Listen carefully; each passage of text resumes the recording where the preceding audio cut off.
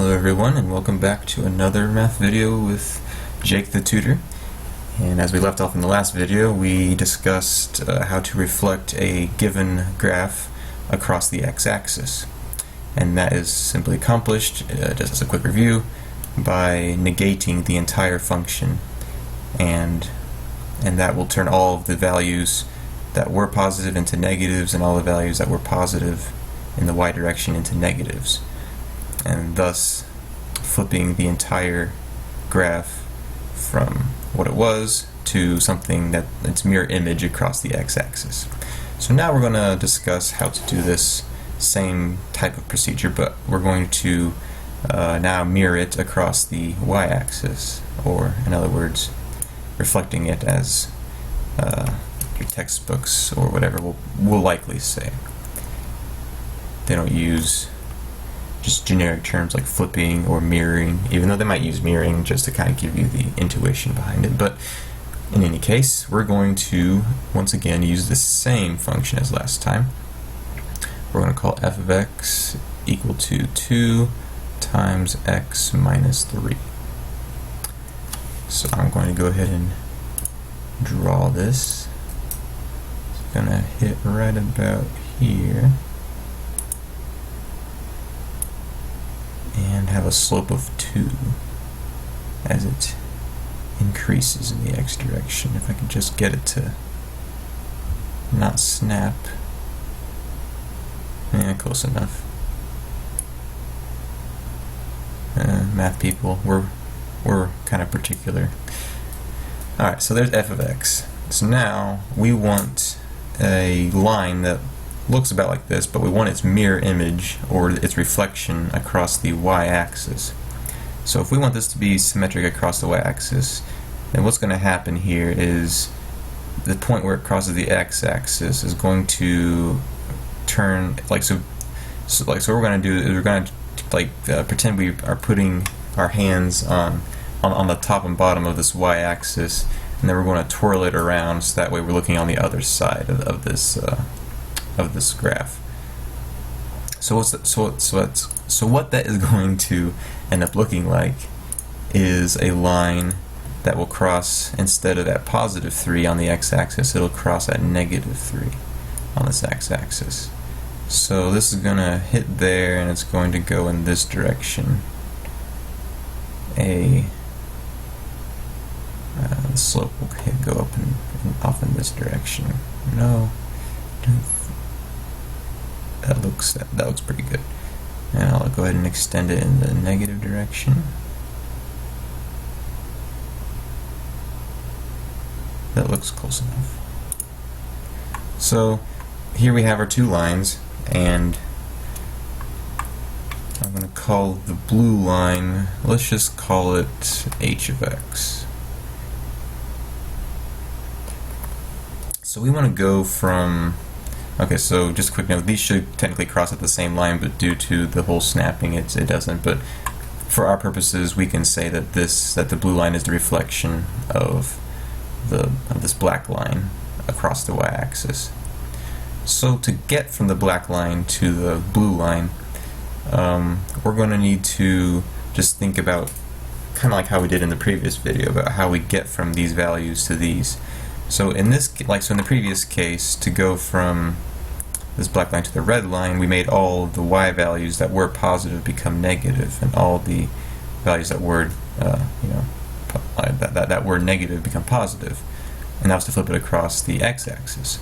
To do the same thing across the y-axis, we noticed that we need all of the values that were in the positive x direction to now go negative, and all the ones that were positive, or the ones that were negative, to now go positive. So that's the x values. So to do this, we are going to need to put a negative sign with x. So in other words, this would become something like f of negative x will equal 2 times negative x minus 3.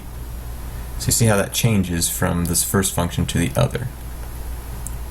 So we can prove this I'm going to plot some values here. Let's say the values of 1, 2, and 3. I'm going to make just a quick chart here. So we're going to say when x is something, we're going to find out what that equals on the f of x, as well as what it equals on h of x. So we're going to say when x is 1, we can plug 1 into the f of x function here, and we'll get 2 times the quantity of 1 minus 3. And 1 minus 3 will be negative 2, and 2 times negative 2 is going to be negative 4. And so if we take a look at our graph, we see that at the point 1 on the x-axis, we can come down here and we see it hits right about there. And that will also be negative 4, just like we said. On h of x, which we are assuming is now equal to f of negative x, when we put in 1, so x is 1, but we're putting the negative of it in here. So we get 2 times negative 1 minus 3. Negative 1 minus 3 is negative 4. 2 times negative 4 is going to be, well, hold on a second.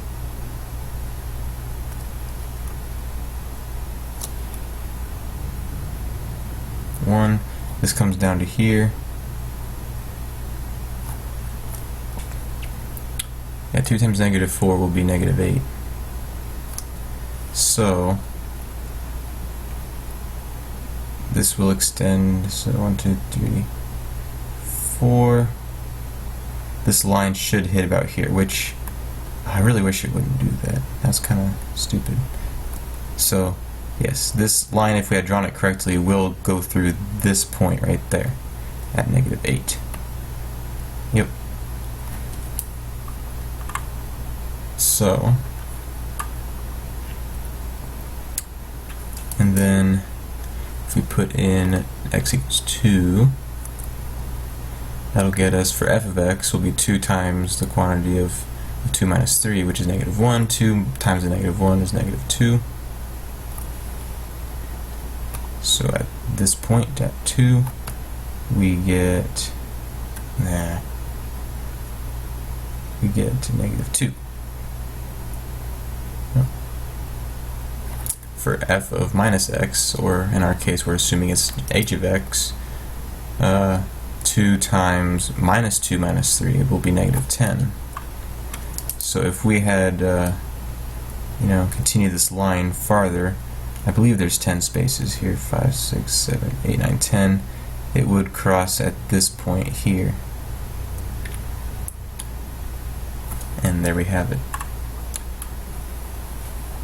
So I guess one thing we should be checking is whether or not, well, if we put in negative 1 for x, we should be getting about the same, well, hold on, this would technically, yeah, this should cross at the same point, but since we drew it wrong because OneNote likes to snap the lines different places, it should cross here, and we can prove that. 2 times minus negative 1, which is going to be 1, so that's going to be 1 minus 3, 2 times 2 times negative 2, like we said, it's going to be negative 4. So at 1 we get negative 4 for f of x, and at negative 1 we get negative 4 for h of x, which we see are the same numbers. So it's all a little bit confusing. I'm sorry if that confused you, but this is how you reflect across the y-axis. If you want to reflect any graph, not just the line, but it works for any graph, you take the original function and you put a negative by the x. So this reflects the graph of f of x across the y-axis. And that is all there is to it. So until next time, I will see you in the next video, where we will talk about most likely shrinking and stretching a graph by multiplication of a number. So until then, see you next time.